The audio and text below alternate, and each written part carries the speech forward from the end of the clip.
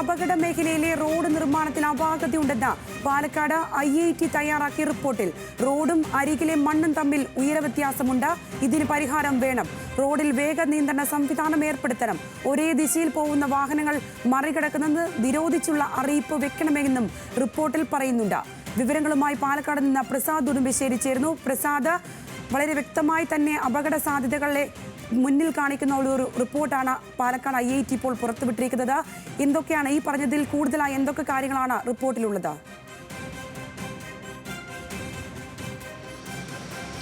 സംഗീത, ഈ റിപ്പോർട്ട് തയ്യാറാക്കിയിട്ടുള്ളത് 2021 അന്ന് 2021 മോട്ടോർ വാഹന വകുപ്പിന്റെ നിർദ്ദേശപ്രകാരം തന്നെയാണ് പാലക്കാട് IIT ഇവിടെ വന്ന് പനയമ്പാടം മേഖലയിൽ വന്ന് സന്ദർശിച്ച് 3 തവണ സന്ദർശനം നടത്തി പരിശോധനകൾ നടത്തിയതിനു ശേഷമാണ് ഈ റിപ്പോർട്ട് തയ്യാറാക്കിയിട്ടുള്ളത്. ആ റിപ്പോർട്ടിൽ പറയുന്നത് പ്രധാന ശുപാർശകൾ എന്ന് പറയുന്നത് ഒന്ന്, ഈ റോഡിൽ അപാകതയുണ്ട് എന്നുള്ളത് തന്നെ IIT കണ്ടെത്തിയിരിക്കുന്നു. അതുകൊണ്ട് അപകടങ്ങൾ കുറയ്ക്കുന്നതിന് വേണ്ടി ഈ മേഖലയിൽ വേഗ നിയന്ത്രണം ഏർപ്പെടുത്തണം എന്നുള്ളതാണ്. പക്ഷേ അതിനുശേഷം കാര്യമായ വേഗ നിയന്ത്രണം കൊണ്ടുവരുന്നതിനുള്ള നടപടികളൊന്നും തന്നെ ക്യാമറ സ്ഥാപിക്കുകയോ അല്ലെങ്കിൽ മറ്റ് ഡിവൈഡറുകൾ സ്ഥാപിക്കുകയോ ഒന്നും തന്നെ ചെയ്തിട്ടില്ല എന്നുള്ളത് എടുത്തു പറയേണ്ടതുണ്ട്. അതോടൊപ്പം തന്നെ ഇത്തരം അപകടകരമായ വളവുകളിൽ അതിൻ്റെ വേഗത 70 കിലോമീറ്ററിൽ നിന്നും 30 കിലോമീറ്ററാക്കി ചുരുക്കണം എന്നുള്ളത് കൂടി റിപ്പോർട്ട് വ്യക്തമാക്കുന്നുണ്ട്. അതോടൊപ്പം തന്നെ ഒരേ ദിശയിൽ പോകുന്ന, ഇന്നലെയും ഈ വാഹനങ്ങൾ പലപ്പോഴും ഇവിടെ അപകടങ്ങൾ സംഭവിക്കാറുള്ളത് ഒരേ ദിശയിൽ പോകുന്ന വാഹനങ്ങൾ മറികടക്കുന്നത്, ഓവർടേക്കിംഗ് ആണ് പലപ്പോഴും അപകടങ്ങളിലേക്ക് നയിക്കാറുള്ളത്. എതിരെ വരുന്ന വാഹനം, ഓവർടേക്ക് ചെയ്ത് പോകുന്ന വാഹനം പിന്നീട് എതിരെ വരുന്ന എതിർദിശയിൽ വരുന്ന വാഹനങ്ങളുമായി കൂട്ടിയിടിച്ച് നിരവധി അപകടങ്ങൾ ഈ മേഖലയിൽ ഉണ്ടാകാറുണ്ട് എന്നുള്ളതാണ്. അപ്പോൾ അത് കുറയ്ക്കാനുള്ള നടപടികൾ വേണം എന്നുള്ളതാണ്. അതോടൊപ്പം തന്നെ റോഡും സമീപത്തെ ഉയരവും തമ്മിലുള്ള വ്യത്യാസമുണ്ട്, അത് കുറയ്ക്കണം. അത് നാട്ടുകാർ ഈ നിരന്തരം ആവശ്യപ്പെടുന്ന ഇവിടുത്തെ ഉയരം കൂടിയ ഈ റോഡ് അത് കുറയ്ക്കാൻ, അതിൻ്റെ ഉയരം കുറയ്ക്കണം എന്നുള്ളതാണ് ആവശ്യപ്പെട്ടു വന്നിരിക്കുന്നത്. അതുപോലെ വളവുകളിൽ ഈ വശം മാറി സഞ്ചരിക്കുക. സാധാരണഗതിയിൽ നമ്മൾ ഒരു വളവ് വരുമ്പോൾ വലിയ വാഹനങ്ങളാണെങ്കിൽ അവർക്ക് പോകാനുള്ള സൗകര്യത്തിന് എളുപ്പത്തിന് വീശിയെടുക്കുക എന്നുള്ളതാണ് പറയുക. അങ്ങനെ വരുന്നത് പലപ്പോഴും അപകടങ്ങൾ സംഭവിക്കാറുണ്ട്. ഇന്നലെ കഴിഞ്ഞ ദിവസം പനയമ്പാടത്തുണ്ടായ 4 വിദ്യാർത്ഥിനികൾ മരിച്ച സംഭവത്തിലും ഒരുപക്ഷെ സംഭവിച്ചിട്ട് അമിത വേഗതയിൽ വാങ്ങുന്ന വാഹനം അല്പം കയറി എതിർദിശയിലേക്ക് കയറി എടുത്തതുകൊണ്ട് കൂടിയാണ് അവിടെ നിന്നും പാലക്കാട് നിന്ന് വന്ന വാഹനത്തെ ഇടിക്കേണ്ട സാഹചര്യം ഉണ്ടായത്. അപ്പോൾ അത്തരങ്ങൾ സാഹചര്യങ്ങൾ ഒഴിവാക്കാനുള്ള നടപടികൾ ഉണ്ടാകണം എന്നതാണ് പാലക്കാട് IIT 2021 ഓഗസ്റ്റിൽ കൊടുത്ത റിപ്പോർട്ടിൽ പ്രധാനമായി കൊടുത്ത ശുപാർശകൾ. പക്ഷേ അതൊന്നും തന്നെ കാര്യമായി മോട്ടോർ വാഹന വകുപ്പോ പിന്നീട് മറ്റ് അധികൃതരോ ഒന്നും തന്നെ ചെയ്തില്ല എന്നുള്ളതാണ്. അതിൻ്റെ ഒരു ദുരന്തം കൂടിയാണ് ഈ മേഖലയിൽ ഉണ്ടായിട്ടുള്ള അപകടം. അതിൽ ഏറ്റവും പ്രധാനപ്പെട്ടത് ഒലവക്കോട് താണാവ് മുതൽ നാട്ടുകൽ വരെയുള്ള കരിങ്കല്ലത്താണി, അതിൻ്റെ അതിർത്തി വരെയുള്ള ഭാഗങ്ങളെല്ലാം പല സ്ഥലങ്ങളിലും 10-ലേറെ പോയിന്റുകൾ അപകട വളവുകളുണ്ട്. അവിടങ്ങളിലെല്ലാം ഇന്നലെ പോലും ഇവിടെ ചൂരിയോട് എന്ന് പറയുന്ന ഈ പനയമ്പാടം മേഖലയിൽ നിന്നും അല്പം ഒരു 3 കിലോമീറ്റർ അധികം സഞ്ചരിച്ചാൽ എത്തുന്ന മേഖലയാണ്. അവിടെ 2 അപകടങ്ങൾ നടന്നു. അതോടൊപ്പം ഇന്നലെ രാത്രി എടക്കുറിശ്ശിയിൽ അവിടെ ബൈക്കുകൾ കൂട്ടിയിടിച്ചു. അങ്ങനെ അപകടങ്ങൾ നിരന്തരമാണ് ഈ പ്രദേശത്തുള്ള ആളുകൾ കാണുന്നത്. അതുകൊണ്ട് തന്നെ പഠന റിപ്പോർട്ടുകളുടെ അഭാവമോ അല്ലെങ്കിൽ ഇതിൻ്റെ സുരക്ഷാ വീഴ്ചകൾ അറിയാഞ്ഞിട്ടോ അല്ല അധികൃതർ ഇതിനകത്ത് നടപടി സ്വീകരിച്ചിട്ടില്ല എന്നുള്ളതാണ്. ഒരു കാര്യം കൂടി ശ്രദ്ധയിലേക്ക് പെടുത്താം. ഇപ്പോൾ നമ്മൾ നിൽക്കുന്നത് പനയമ്പാടം മേഖലയിലാണ്. ഇവിടെ ഈ അപകടം നടന്നതാണ്. ആളുകൾ പറയുന്നതാണ് ഇത്രയും വീതി കൂടിയ ഒരു പ്രദേശമാണ്, അതുകൊണ്ട് തന്നെ ഒരു ഡിവൈഡറുകൾ, താൽക്കാലിക ഡിവൈഡറുകളെങ്കിലും സ്ഥാപിച്ചിരുന്നെങ്കിൽ സ്ഥാപിക്കണം എന്നുള്ളത് ആവശ്യമാണ്. പക്ഷേ അതുപോലും ഇന്നലെ ചെയ്തിട്ടില്ല. ഇന്നലെ ആക്ഷൻ കമ്മിറ്റിയുടെ ഇവിടെ യോഗം കഴിഞ്ഞതിന് ശേഷം രാത്രി തൽക്കാലത്തേക്കെങ്കിലും ഒരു ഇടപെടലുകൾ ഉണ്ടാകുമെന്ന് മന്ത്രി ഉൾപ്പെടെ പറഞ്ഞതാണ്. പക്ഷേ നമുക്കിവിടെ കാണാൻ കഴിയും ഇപ്പോഴും അതേപോലെ നിൽക്കുന്ന റോഡ് തന്നെയാണുള്ളത്. സാധാരണഗതിയിൽ ഒരു അപകടം നടന്നു കഴിഞ്ഞാൽ അതിനകത്ത് ഒരു നടപടി ഉണ്ടാകുന്നത് വരെ, ഒരു തീരുമാനം ഉണ്ടാകുന്നത് വരെ താൽക്കാലിക ഡിവൈഡറുകൾ സ്ഥാപിക്കാറുണ്ട്.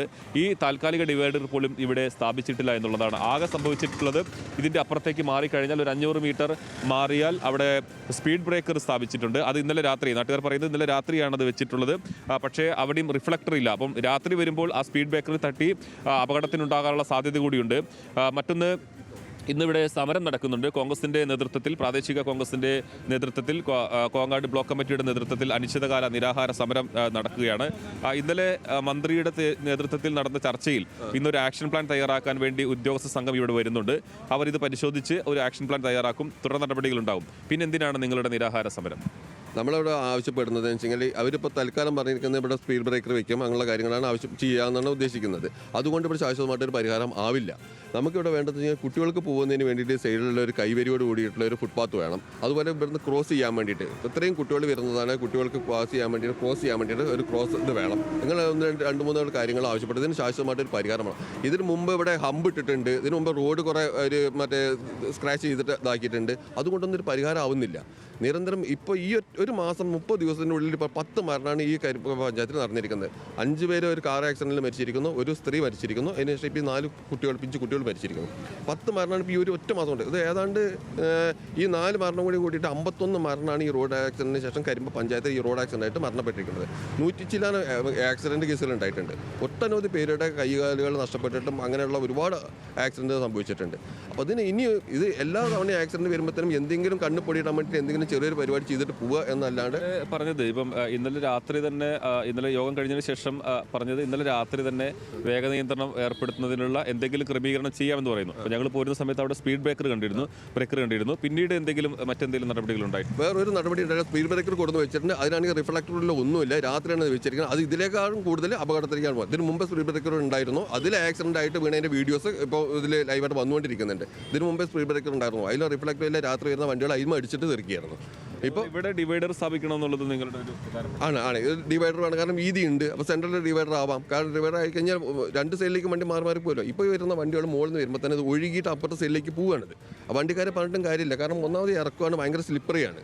പിന്നെ അപ്പോൾ ഒഴുകി തന്നെ ഇപ്പോൾ നമുക്കറിയാം, നമ്മൾ വണ്ടി ഓടിച്ച് വരുമ്പോൾ നമുക്കറിയാം നമ്മുടെ വണ്ടി ഓട്ടോമാറ്റിക്കലി ഒഴുകി അങ്ങോട്ട് പോവുകയാണ്. ഈ റോഡ് മുറിച്ച് കിടക്കുക എന്ന് പറയുന്നത് തന്നെ വലിയൊരു സാഹസമാണ്. അതെ, സാഹസമാണ്. കാരണം ഇത്രയും വലിയ ഇത് റോഡും, കാരണം കുട്ടികളൊക്കെ ഒരു വൈകുന്നേരം സമയങ്ങളിൽ ഒരു 3-4 മണിക്ക് വന്നു കഴിഞ്ഞാൽ അറിയാൻ കഴിയും ഇവിടെ ഫുൾ കുട്ടികളായിരുന്നു. കാരണം തൊട്ടപ്പുറത്ത് തന്നെ UP സ്കൂൾ, ഒരു 200 മീറ്റർ അപ്പുറത്താണ് UP സ്കൂളുള്ളത്. അത് കഴിഞ്ഞിട്ട് ഹയർ സെക്കൻഡറി സ്കൂൾ. ഈ 2 സ്കൂളിലെ കുട്ടികളും വരുന്നത് ഇവിടെയാണ്. UP സ്കൂളിലെ കുട്ടികളും വരുന്നത് ഈ വഴിക്കാണ് വരുന്നത്. ഈ 2 കുട്ടികളും വന്ന് മുഴുവൻ നിൽക്കുന്നത് ഇവിടെയാണ്. അപ്പോൾ നിങ്ങൾ നിരാഹാര സമരം ഈ പറയുന്ന പോലെ ഇവിടെ നടപ്പാത വേണം, അതോടൊപ്പം തന്നെ മുറിച്ച് കിടക്കാനുള്ള ശാശ്വത പരിഹാരം വേണം. അതുവരെ സമരം തുടരും. അതാണ് കോൺഗ്രസിന്റെ നേതൃത്വത്തിൽ, ഇവിടുത്തെ ബ്ലോക്ക് കോൺഗ്രസ് കമ്മിറ്റിയുടെ നേതൃത്വത്തിലാണ് നിരാഹാര സമരം. 9 മണിക്ക് DCC പ്രസിഡന്റ് ഉദ്ഘാടനം ചെയ്യും. എന്തായാലും നാട്ടുകാർ അവരുടെ ആക്ഷൻ പ്ലാൻ തയ്യാറാക്കുമെന്നെല്ലാം സർക്കാർ പറയുന്നുണ്ടെങ്കിൽ പോലും അത് നടപടിയിലേക്ക് വരുന്നത് വരെ പ്രതിഷേധവുമായി തന്നെ ഇറങ്ങാനാണ് വിവിധ രാഷ്ട്രീയ പാർട്ടികളും അതോടൊപ്പം തന്നെ പ്രദേശവാസികളും തീരുമാനിച്ചിട്ടുള്ളത്. പ്രസാദ്, ഇന്ന് KB ഗണേഷ് കുമാർ അവിടെ സന്ദർശനം നടത്തുന്നുണ്ടല്ലോ. ഒപ്പം തന്നെ വിവിധ വകുപ്പുകളുടെ ഉദ്യോഗസ്ഥരടക്കമുള്ള പരിശോധന, സംയുക്ത പരിശോധന കൂടിയുണ്ട്. അതെപ്പോഴാണ് ആ പരിശോധന?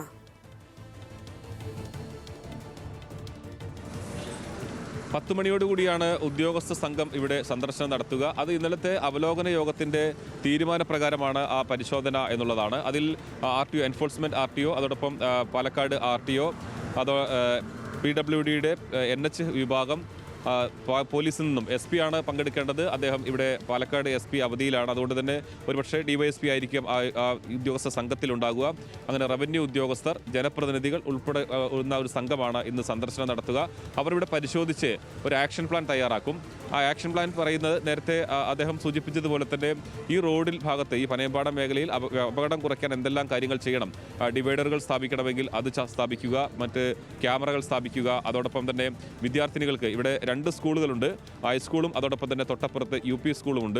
ആ 2 സ്കൂളുകളിലെയും വിദ്യാർത്ഥികൾക്ക് പോകുന്ന സമയത്ത് സ്കൂൾ സമയങ്ങളിൽ രാവിലെ 9 മുതൽ 10 വരെ ഇവിടെ പോലീസിനെ നിയോഗിക്കുക. അതോടൊപ്പം തന്നെ വൈകുന്നേരവും 4 മുതൽ 5 വരെയും പോലീസിനെ നിയോഗിക്കുക. അങ്ങനെ ഒരുപാട് കാര്യങ്ങൾ നാട്ടുകാർ ആവശ്യമായി പറഞ്ഞിരുന്നു. അപ്പോൾ അതെല്ലാം പരിശോധിച്ച് ഒരു ആക്ഷൻ പ്ലാൻ സമയബന്ധിതമായി നടപ്പിലാക്കാൻ കഴിയുന്ന ഒരു ആക്ഷൻ പ്ലാൻ തയ്യാറാക്കുക എന്നുള്ളതാണ്. അതിൻ്റെ ഭാഗമായുള്ള പരിശോധനയാണ് ഇന്നിപ്പോൾ രാവിലെ ഉണ്ടാകുക. അതോടൊപ്പം തന്നെ മന്ത്രി KB ഗണേഷ് കുമാറും അദ്ദേഹവും ഇവിടെ 11 മണിയോടുകൂടി ഈ സ്ഥലം സന്ദർശിക്കുന്നുണ്ട്. മരിച്ച കുട്ടികളുടെ വീടുകളിലും സന്ദർശനം നടത്തും. മന്ത്രിക്ക് രാവിലെ KSRTCയിൽ, പാലക്കാട് KSRTC ഡിപ്പോയിൽ ഒരു ഔദ്യോഗിക പരിപാടിയുണ്ട്. അതിനുശേഷമായിരിക്കും അദ്ദേഹം ഇവിടേക്ക് വരിക. ശരി പ്രസാദ്, കഴിഞ്ഞ ദിവസം അപകടമുണ്ടായ പനയമ്പാടത്തു നിന്നാണ് പ്രസാദ് വിശദാംശങ്ങൾ പങ്കുവച്ചത്.